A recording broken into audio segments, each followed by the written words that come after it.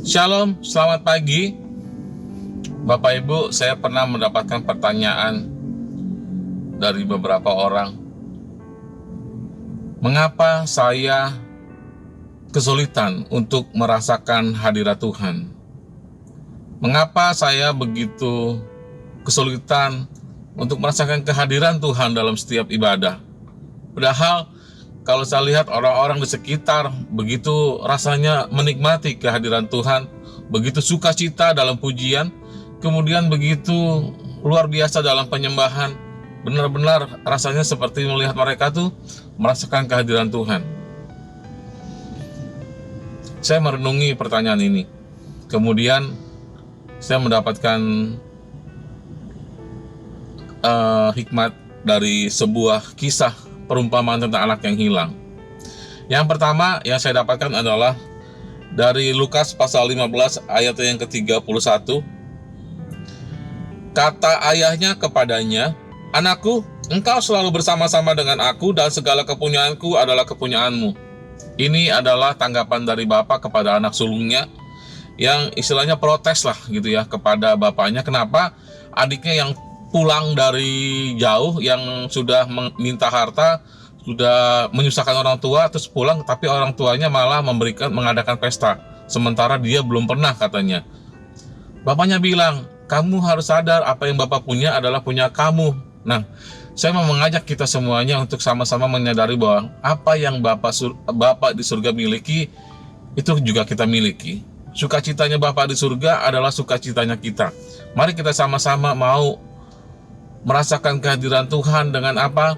Dengan menyadari bahwa sukacitanya Bapa di surga adalah sukacitanya kita. Itu yang pertama. Yang kedua adalah kita yang sungguh sangat rindu akan merasakan kehadiran Bapa di surga, merasakan kehadiran Tuhan, merasakan hadirat Tuhan dalam setiap ibadah. Kita juga perlu tahu bahwa kita punya kerinduan, tetapi Bapa di surga punya kerinduan yang lebih lagi daripada kita.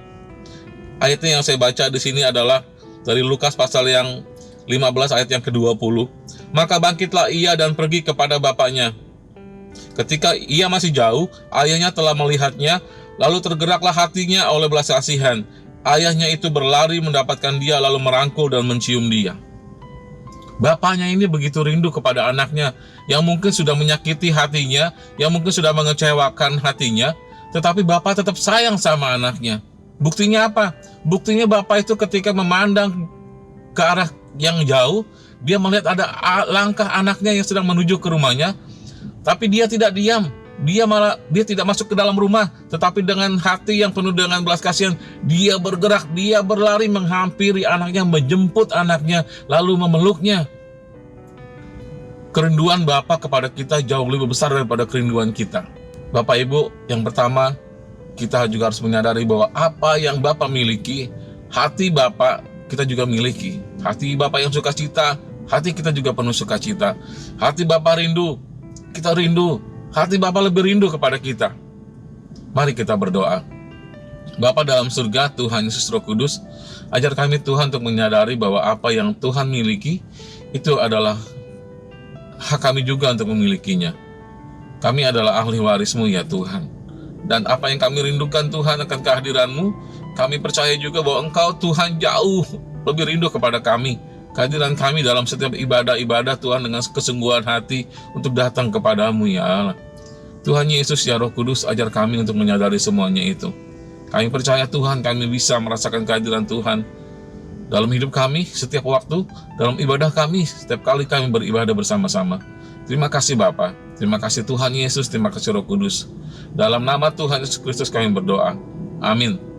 Shalom, Tuhan Yesus memberkati kita semuanya.